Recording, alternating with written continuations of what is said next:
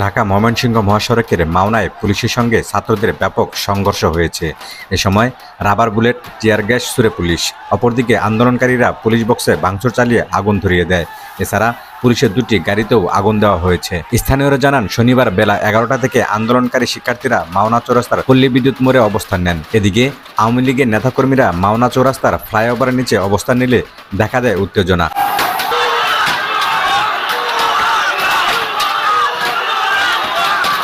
কিছু সময় পর ছাত্ররা মিছিল নিয়ে মাওনা ফ্লাইওভার এলাকায় যান। তারা সেখানে ভুয়া ভুয়া স্লোগান দেন।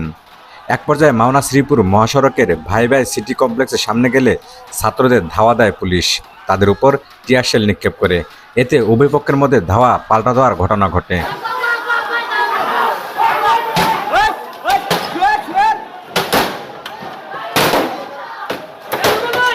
এক পর্যায়ে বিক্ষুব্ধ ছাত্ররা ওই কমপ্লেক্সে থাকা পুলিশের দুটি গাড়িসহ কয়েকটি গাড়িতে ভাঙচুর চালান ও আগুন দেন। পরিস্থিতি নিয়ন্ত্রণে আনতে পুলিশ কাঁদানে গ্যাস ও রাবার বুলেট নিক্ষেপ করে। বিক্ষোভ ছড়িয়ে পড়ে পুরো মাওনা চৌরাস্তার চারপাশে।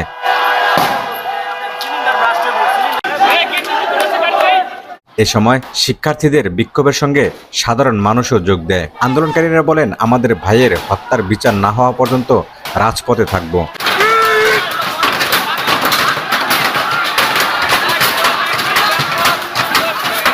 যাদের হাতে আমাদের ভাইয়ের রক্ত রঞ্জিত, তাদের সঙ্গে কোনো আপোষ নেই। মোতাসিফ, ডেস্ক রিপোর্ট।